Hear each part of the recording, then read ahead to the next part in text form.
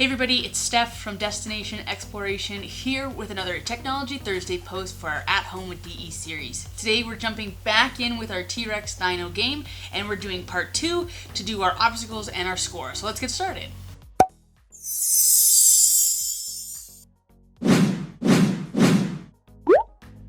We left off with after we've created our ground and our player so that they jump up and down when we press the up arrow key. So everything should kind of look like this. If you missed the first video, make sure that you go back and get started with that. The link to that is in the description below.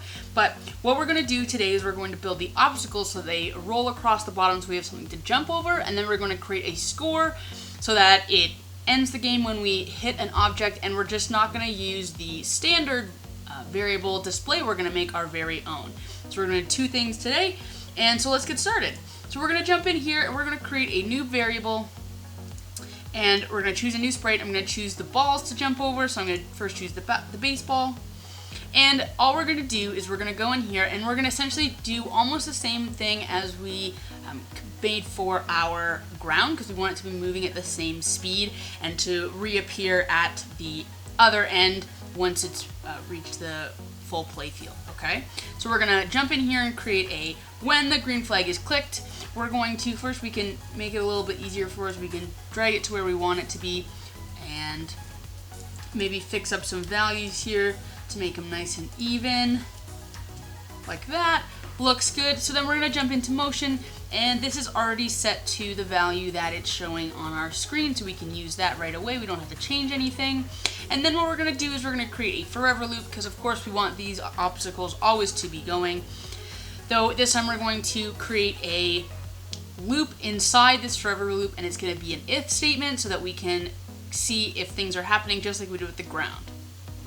Okay, so we're going to do an if, then else statement. So we've got those two columns for us to work with here. So the first thing that we have to do is we've got to jump in here, and if a condition isn't met, we're going to move it at the ground speed, just like our ground was.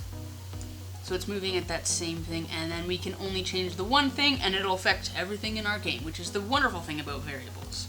Okay, so then what we have to do is we have to make this condition, and so the condition is going to be where this ball hits the end, so where it gets to this maximum point here. And we're actually going to do something proactively. Eventually we're going to get it so that our sprite changes sizes every time it reappears to give a little bit more of a challenge to it.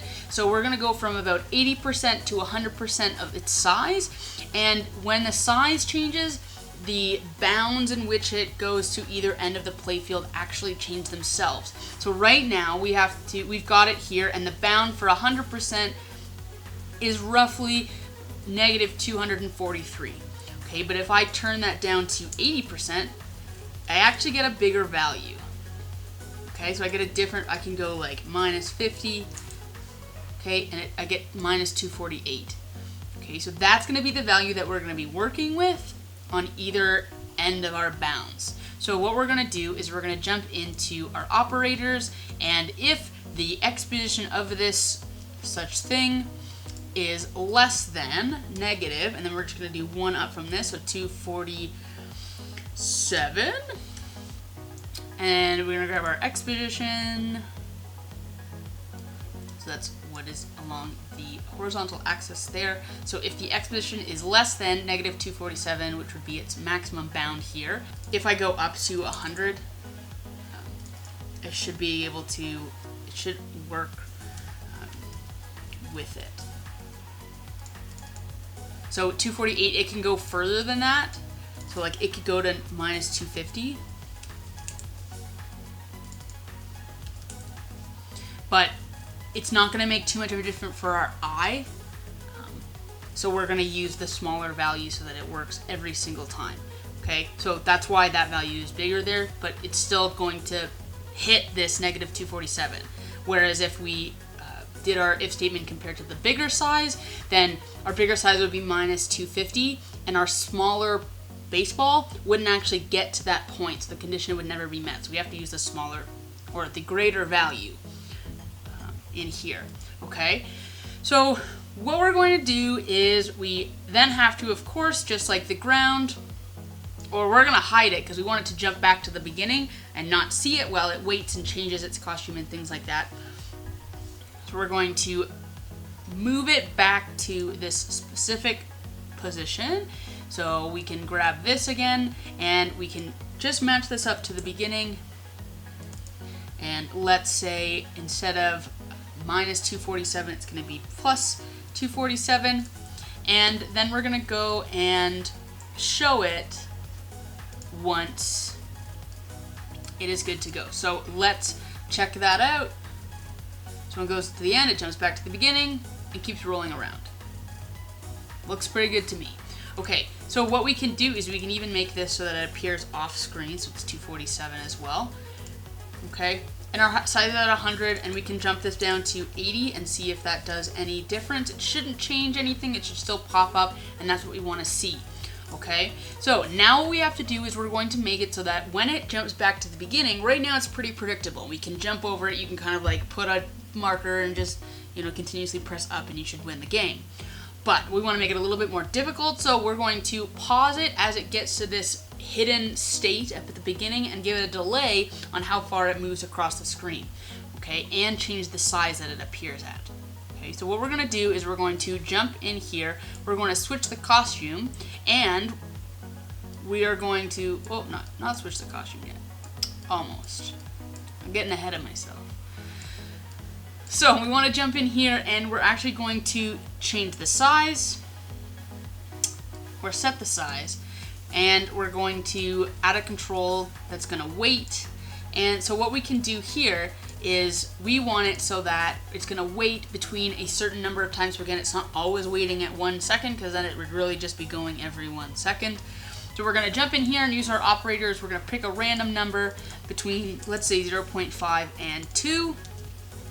So that when we play this, it's going to get to the end, should pause for a little bit more, and then continue onwards. Now we want to change the size. So again, we don't want to always set the size to the same thing. We're going to use those pick random again, plop it in this, but this time it's the percentage of the size. So we tested our code with 80% and all the way up to 100%. So it should work there. So now when it rolls through, every time it should be a slightly different size, sometimes bigger, sometimes smaller, okay? So that's our size. Now what we want to do, so there's a little bit smaller, but right now the balls are just rolling across and it's just the same one. We want to have some variety to it. So all we're going to do is we're going to jump into costumes, just the easiest way to do that. We're going to add a new costume, this time making it, let's say, the basketball, and then maybe one more, and, oh, maybe not a bat. Although it'd be pretty funny if it was a bat, maybe an apple.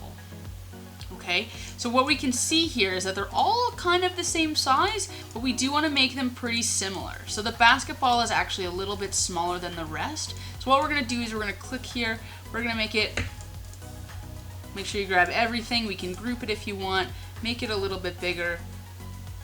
So if you hold I'm just holding the option key and going in and out, and it's scaling it up from that center point, which is what we want to see. So it still needs to be a little bit bigger, just to there. Perfect. Same thing with the apple. It does look a little bit large, so we're going to grab this here, we're going to group it and make it just a little bit smaller like that. Okay, so now when I press play, let's just see what we look like here. So if I then go into switch costumes, they're relatively the same size. Okay, so that's what we want. So then as it scales, it's going to scale up at the same amount. So you don't have just like one random obstacle that's huge and then impossible to jump over. Okay, fun, hard, but not great if you want to keep playing the game for a little bit longer time. Okay, so now we've got this. Now we can jump into the looks, and like I did before, we're going to switch our costume not to basketball, but we're going to use our operators once again to be random in between 1 and 3, because that's how many costumes we have. Okay, so we've got it hiding when it jumps back to the beginning, and then it'll wait a couple of seconds, and then it's going to pick a random costume, or pick a random size, and then pick a random costume, and it's going to show, and it's going to move across the screen. Okay, because this condition is no longer true. So that is essentially our obstacles, except if we just have the one obstacle, sometimes it's a little bit harder. So let's go ahead and duplicate that, and we can make it obstacle number 2. So this one will be obstacle 1, and this will be obstacle 2. All right, so let's check it out. We should get a couple of different obstacles going through. What we can do is we can also change the kind of start point here, because we do want them to go at random times. So maybe let's pick a random between 1 and 3, and it may make a little bit of a difference when we get started. Okay, so there we go, and I can jump over them just like this. I might actually make my person just a little bit smaller. So let's make you 80 or 90%, maybe 80%. All right, so I'm still jumping, but now I'm jumping super high. So let's bring that back down so my jump can be back to maybe 15. And let's see how that works. Because again, we don't want to jump too high, because if we land too far away, that's pretty good. Yeah, we like that. Okay, so now I've got our obstacles going through. We can jump through them, except they're not really obstacles, because right now I could just let it go and nothing would happen when I hit the obstacle. So what we have to do is we have to jump over to our person, and we have to make a if statement so that when we hit the obstacles, we do actually lose some points. Okay, so we're gonna jump in here and grab one of these. What we're going to do is we can move these 3 over here. So this is going to be our kind of starting block, set our variables right at the beginning. So we've got our ground speed, our jump, it's where we're going to set our score eventually, and we can change our ground speed to create different levels. Okay, but what we're going to do is right now is the hitting the obstacles, and then things are going to stop. So what we want right now, we've got it setting it up to start at always the same spot, change to the next costume, and wait 1 second or 0.1 second before it changes to the next one. So what we want to do is we actually want to increase the score as long as this person is not being hit by an obstacle. So we're going to jump in here. We're going to first create a variable called score. Perfect. And we can take the vertical change off there. We can see our score up at the top. We want to change our score by 1 every second essentially, and we're gonna go in here and set our score to be 0 right at the beginning. Okay, and we're gonna then have to check whether or not this person is hitting an obstacle. So we're gonna use an if statement. So then we're gonna go if, and we're gonna use our sensing, but because we have 2 obstacles, we have to use an operator. So we're going to jump in here and we're going to choose the or. So if we choose and, both of those 2 conditions have to be true. If we choose an or, it's either this one or this one. It just saves us a bunch of loops. So we want an or, and we're going to go into sensing and just use this simple 1 in here, 1 in here, and we're going to make sure that it's touching obstacle 1 or obstacle 2. And if it's either touching obstacle 1 or obstacle 2, then we're just going to stop all. So it's under our controls, and we're going to plop it in here. So now we should roll along, and if we do hit an obstacle, it should stop everything. Okay, so that's what we want to see here. We can also add, if you want, you can grab in here, if it gets a little bit difficult to jump over obstacles or they're too close together, we can add in just a very simple go right, and we can just do move or change our X value, say by 10, and same thing with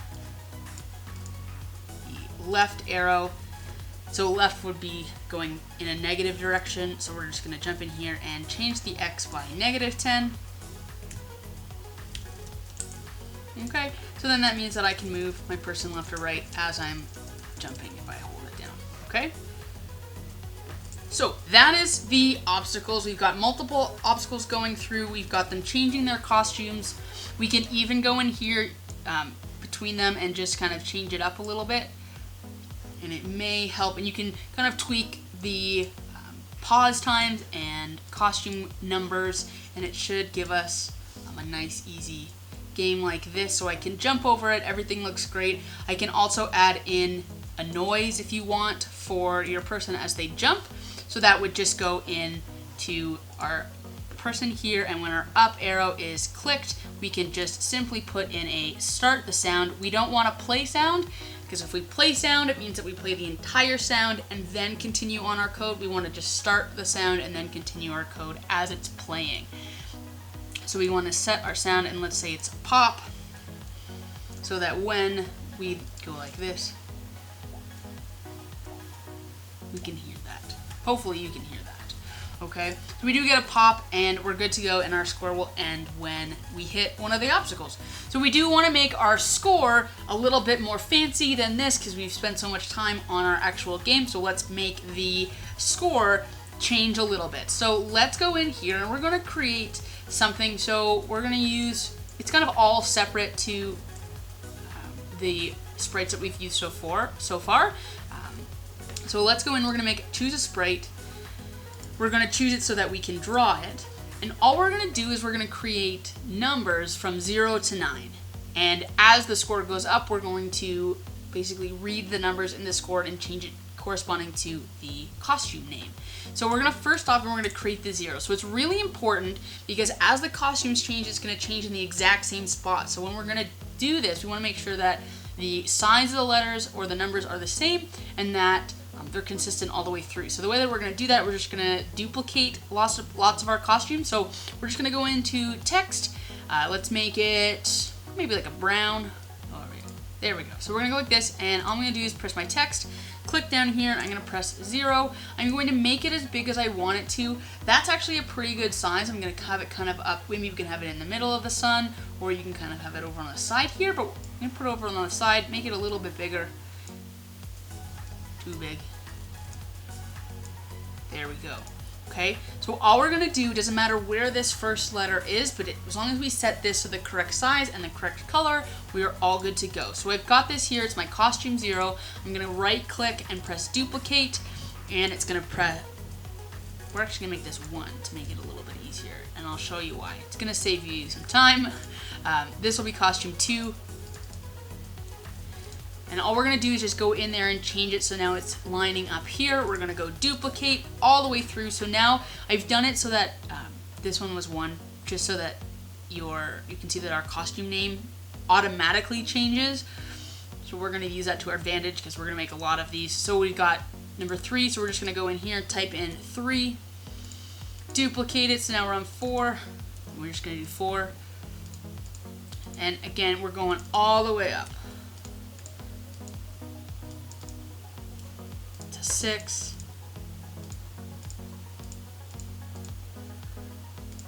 7,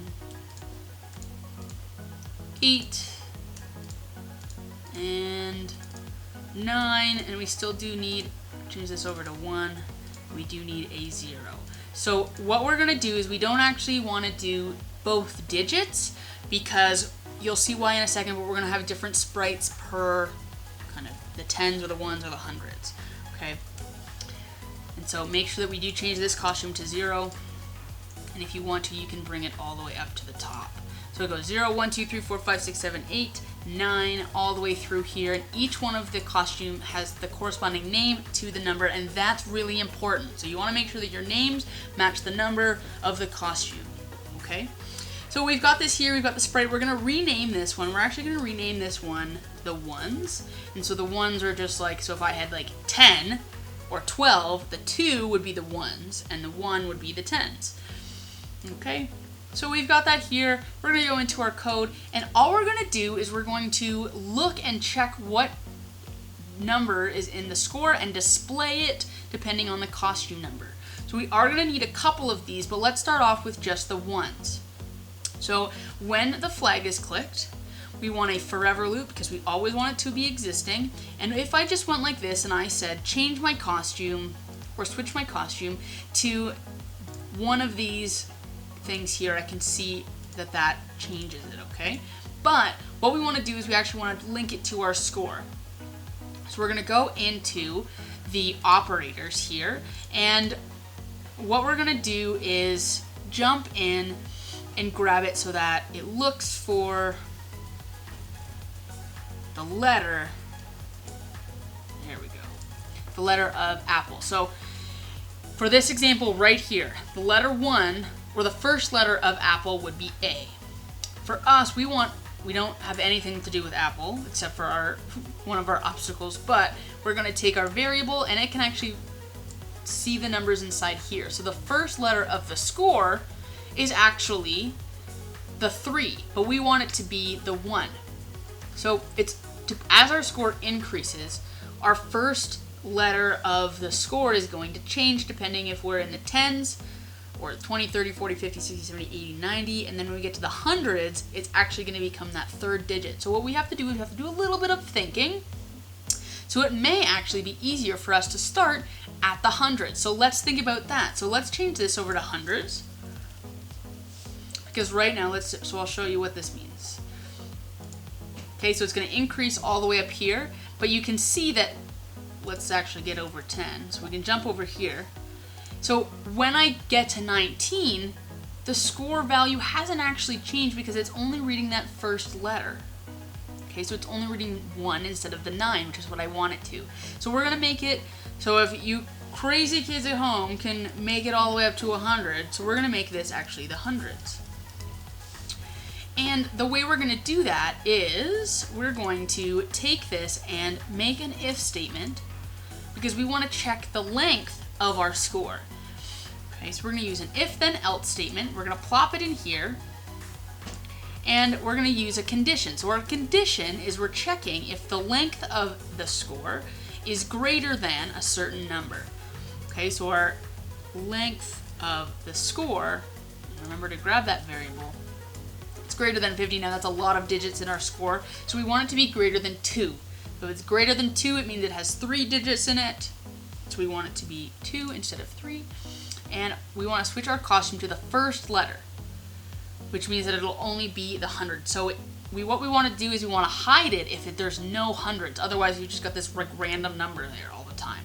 So if it's not part of this, we're going to hide it. But if it is, we're going to show it. Okay, so let's move this over here. So that'll be our hundreds. We'll get it at a nice Y value. So let's say 100. Ooh. 100, there we go. Okay, and then what we're going to do is we're going to take this and we're going to build on it. So now let's do the tens. So we're going to go in here, we're going to duplicate it because we love a good duplicate. Saves us some times. We're going to jump in here, we're going to make it the tens. So this will be that second number, or the first number in 19. So we have to have another if statement. So this time, this score, so if the length of the score is greater than 2, we want the tens to be the second number. So we want this one, instead of being the first one, we want it to be the second letter of score. And we're going to add in one more if statement to account for if it's just the tens, because then we want it to be the first one. So let's grab another if then else statement, plop it underneath here. Ooh. Ooh, boom. Our hide, let's see if I can grab it in here, is going to be in our else. We're going to copy this, plop it down here, and so if the score is greater than 1, which means there are 2 digits in our score, our tens value will be the second one. So, or will be the first costume. So we're going to duplicate this whole thing, and we're going to show it and change it to the first letter of the score. So that's this one right here. We're going to plop it in so that it's kind of looks like it's the same value here. We'll make it 100 again, so we're good to go there. And then the same thing for the 1. So now let's watch this one go. So as I get up to 10, you can see our value show up, and it's going to change as my tens values go there, and then stop when we get there. Okay, so now let's jump in. We'll make it one more, and this will be the 1s, and we're going to plop that in right beside here at the 100. Okay, keeping it consistent. Great. We've got this here. We're going to add in, just change it up here so that if the length of the score is greater than 2, so it's showing up like a value of 100, we want to switch to the costume of the third letter or the third value. okay? If the length of the score is greater than 1, which means it's like a 10, 20, 30, we want to show the second letter in that score. And if not, we don't want to hide it because we do actually want to see that first piece there. We're just going to go and switch the costume to the first letter in the score. Okay, so let's give that a go and see what it does. So now we've got it increasing here.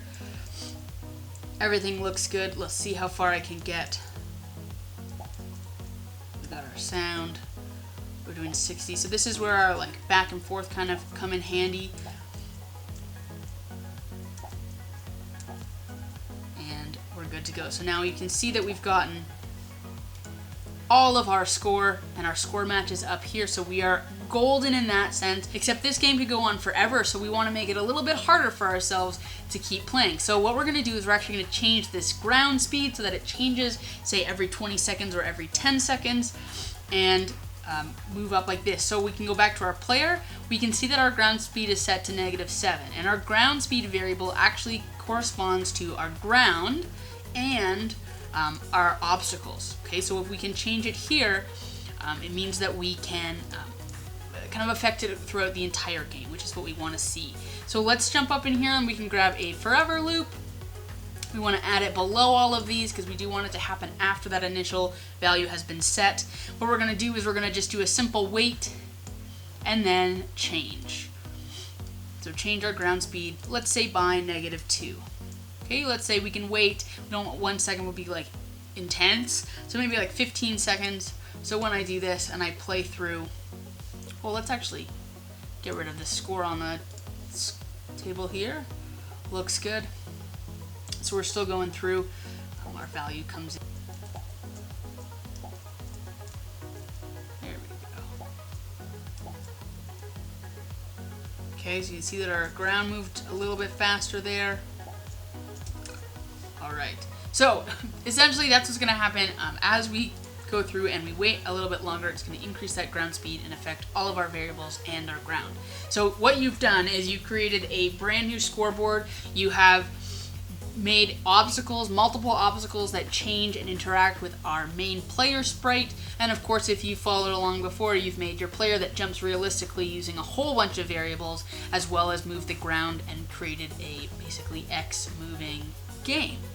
So good job if you stuck with us through this whole thing. Hopefully you can add some difficulty levels into your scratch code right here. Maybe make the background a little bit different, change the speed at which the score goes up.